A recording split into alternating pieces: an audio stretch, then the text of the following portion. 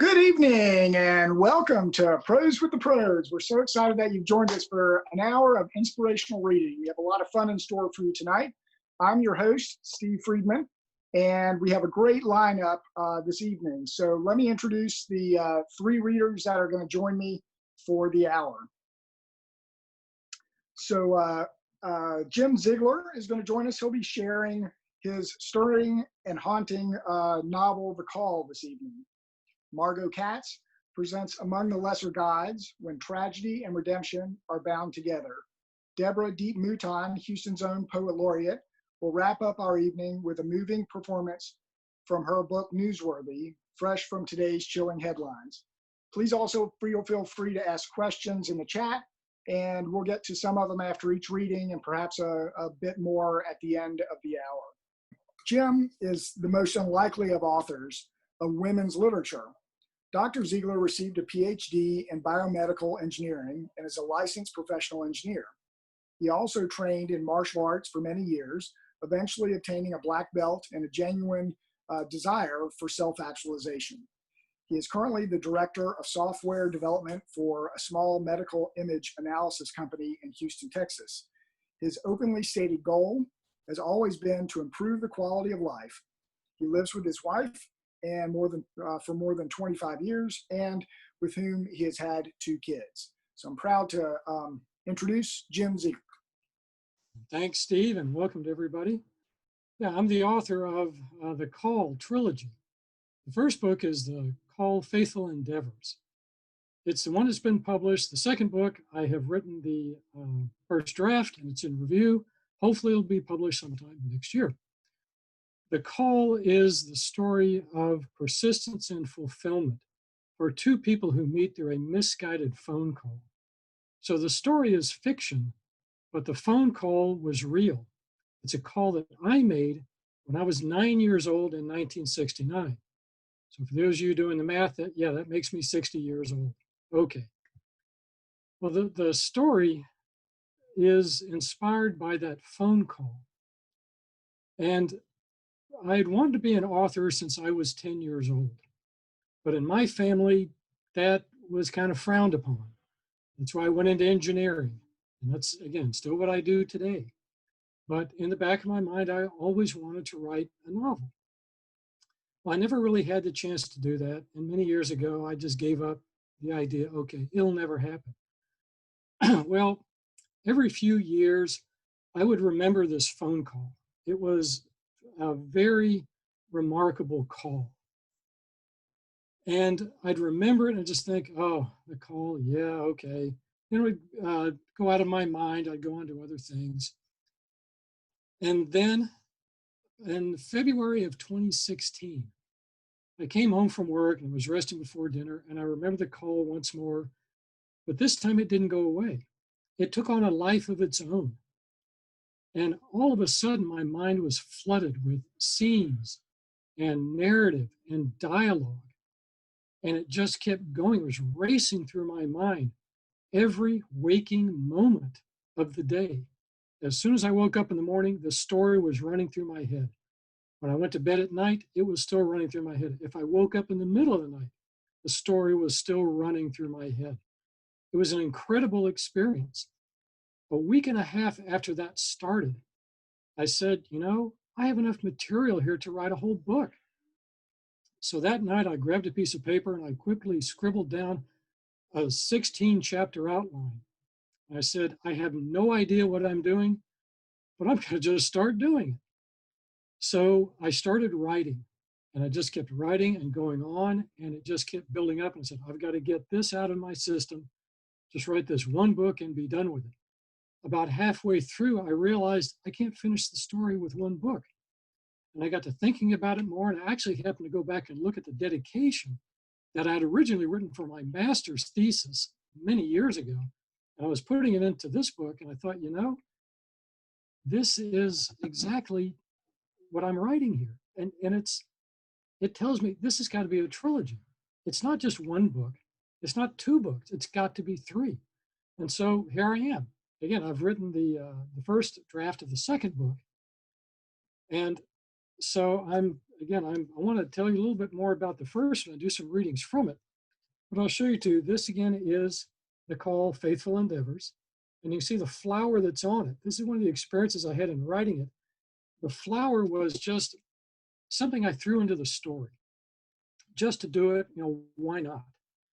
But then as I got more into it and I added this in, I realized, wait a minute, this is a central theme in the story. And so the flower goes all the way through and it'll appear all the way at the end.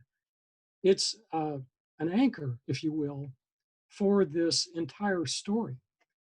Now, the story, as I said, it's sort of persistence and fulfillment. There are two people, Ken and Jenny, who meet, and immediately they form this deep personal bond. They don't realize it because they're only 9 years old when they meet. But over the years, this grows within them. Now, initially, again, they meet by accident, and then they meet again several weeks later by accident at a very disturbing situation that happens. And they kind of get to know each other in the months after that, but they can't really openly meet. Ken is a bit too shy to go right out and meet and to make this deep relationship, open relationship with Jenny. Jenny's the opposite. She's very outgoing. She easily greets people, is very happy being around people. It's like the introvert and the extrovert. But they know they've got to keep their relationship secret from their parents because of the whole circumstances of how they met and everything else going on, Jenny's background. They realize that they can't openly let their parents know that they have this relationship. So for a few years, they don't really do much of anything. They hardly ever meet. They come back again by accident, and Jenny invites Ken to her softball game. They're about 12 years old now, and by this time, Jenny has become a child prodigy in softball. She is really, really good and known throughout the neighborhood for her softball skills. So Ken comes to her softball game, and she invites him. And I want to read a little bit of one of the chapters where Ken comes to her first softball game, and they kind of get to talking a little bit afterwards. Now, so that you know some of the background here, this takes place at an actual location, a real baseball field that I used to attend when I was a kid. We'd go out there with our friends and just hang out. We'd hardly ever watch the games. We'd hang out and play around. And whenever there was a foul ball hit over the fence, if you picked it up and took it to the concession stand and returned it, they'd give you a free soda. So anyway, that's a little bit of background in this. So here we go. This is Jenny is at her softball game and Ken is watching the bleachers. A few innings later, as Jenny was on deck, she called Ken to the fence. Go around behind the bleachers. Why? Just do it, she insisted. You'll be glad you did. Ken walked around the back of the bleachers and peered through the rows of seats to see Jenny as she stood at bat. The first pitch came. Jenny caught a piece of it, but it slammed into the backstop. Foul ball, strike one, cried the umpire. Keep your eye on the ball, Ken mumbled. Second pitch. This one also slammed into the backstop, but a bit higher than the first. Foul ball, strike two, yelled the ump. Come on, Jenny, you can do better than this. Jenny turned and took a quick glance at Ken. Third pitch. Jenny swung at it, pop. It shot straight up over the backstop and then curved toward the bleachers. Foul ball, yelled the ump. You're out. The ball landed right where Ken was standing. He quickly grabbed it before any of the other kids playing the area could get to it and looked at the bleachers at Jenny just in time to see her smile and wink at him. At first, Ken just stood staring toward the field. He couldn't believe what she had done. Ken sat on the bleachers again and watched as Jenny's team took to the field. At this point, he was too troubled by Jenny's strikeout to follow much of the game. Jenny is such a good player. Why would she have struck out like that? It almost looked like she wanted to. After the game, Jenny came and sat by him.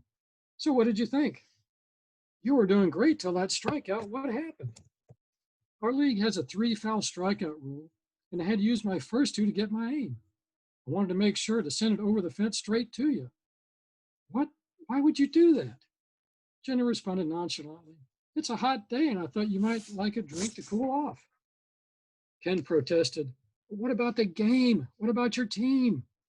Ken, one strikeout wouldn't end the game for us. Look at the score. We won easily. I knew we would. Ken shook his head in disbelief. But you messed up your perfect game. Jenny laughed. You don't see it, do you? Ken, I like you, and more than some perfect game. Ken's jaw dropped. He asked sheepishly, begging for an answer he could accept. What? Hasn't some girl liked you before? Ken closed his eyes and turned away. Jenny could see his chin quiver as he responded timidly. No, girls don't talk to me, especially not the really pretty ones. Jenny smiled. Does that mean you think I'm pretty? Ken winced as a wave of fear gripped him. Once again, he had spoken without thinking and now was asked a question that he lacked the courage to answer. Jenny saw the opportunity and prodded him again. Ken, do you think I'm pretty? He hesitated. Jenny gently placed her hand on his shoulder, causing him to draw a quick, shallow breath. Ken? She prompted again. Ken couldn't force himself to look at her, but simply blurted out, Jenny, you're the most beautiful girl I've ever seen. Thank you, she replied graciously. But if you think that, why didn't you tell me sooner? I would have really appreciated it, especially from you. Ken still couldn't bring himself to look at her. I'm sorry, Jenny. I don't talk to girls much. I don't think they want to talk to me. Not the ones as pretty as you, anyway. Jenny responded sympathetically. Not this girl. I like talking to you. You're very special to me. Ken's anxiety suddenly overwhelmed his senses. Without thinking, he jumped up and turned to run. Jenny cried out, Ken, don't go. I need you. For a moment, Ken just stared into the distance and wondered at Jenny's plea. Slowly, he turned to look at her and asked self-consciously, what? You need me? Yes, you may not believe this, but I like being with you. You make me feel safe, and you can probably guess why that's important to me. Please sit down. Ken, it's obvious that you're shy, and that's okay. I like that about you. It gives you an innocence I can never have, but I wish you weren't so shy with me. So this is an example of their interaction and how they're getting to know each other and beginning to accept their differences and what they can do for each other. Now, Ken is very shy. Both of these people are very flawed in some way. And this brings them into difficulties later on. But it also brings them together and makes their relationship stronger. So they form this very, very strong bond that lasts throughout their lives. Now, if I can, I want to read a little bit from the second book. I've only got a few minutes here. But I want to do this so that you understand a little bit about Jenny's background and why she is in such a difficult situation. Jenny lay under the covers of her bed and stared into the dimly lit room. The sun had just set, and only the faintest glow of remaining sunlight entered through her bedroom window. A sliver of light sneaking in beneath her door added an eerie glow and cast unsettling shadows on the wall opposite her bed. Jenny had closed her door tightly and lay in the darkness, hoping to avoid the demons lurking on the other side. Mrs. Langley called out, Jenny, Cassie will be here in a few minutes. Please come downstairs so you're here when she arrives. Jenny didn't respond, but began to shiver as a rush of anxiety shot through her.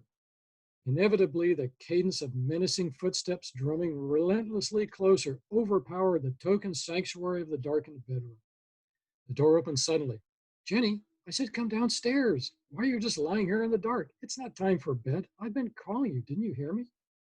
Before Jenny responded, Mr. Langley bellowed from the bottom of the stairs, Eileen, we need to get moving. Jenny will be fine by herself for a few minutes. I don't see why you should hover over her like some old woman.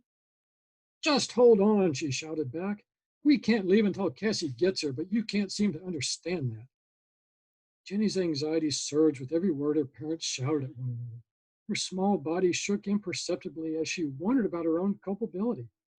Every time they go out, they have to get a babysitter, and they always argue about it. Why am I such a problem? If I was older, this wouldn't have happened anymore, and they could be happier. I've got to start doing things for myself. I've got to take control of my own life. Jenny was too young to understand her innocence or the festering anger her parents felt from their own particular insecurities. She looked up at her mom and apologized. Sorry, Mom, I didn't mean to cause a problem. It's not a problem, Jenny. I just want you to be downstairs when Cassie gets here. Can't I wait here in my room? Cassie's been here before. She knows me. It's not like you have to introduce me to her. Eileen! Larry shouted as he stomped up the stairs. Cassie will be here any minute now. We're already late. Jenny will be fine on her own. Shut up, I'm talking with my daughter.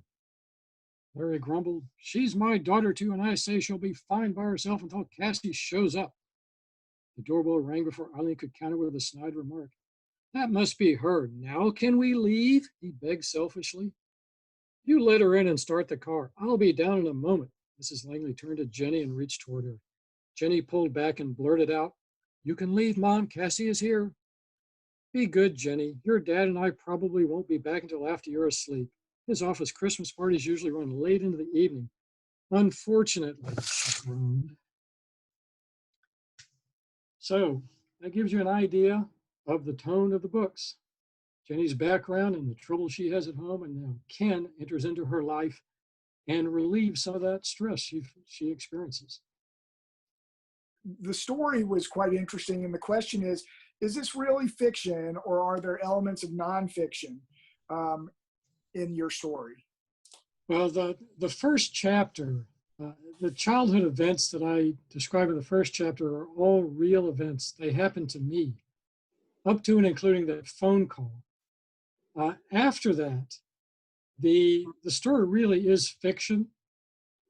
The Ken's character, his personality, is to some extent loosely based on me, but not all of it. I don't claim to have his noble intent the way he does, or his compassion, but some of his personality does come from me. So the first chapter, large parts of it are nonfiction. The rest of the story is fiction. Social media is a horribly fantastic thing.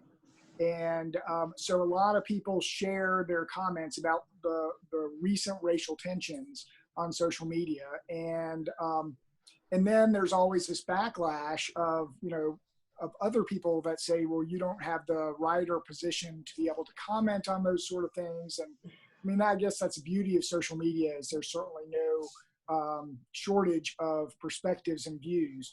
But I'm wondering, what do you think that that others can do to help in a constructive way to move the dialogue forward, to improve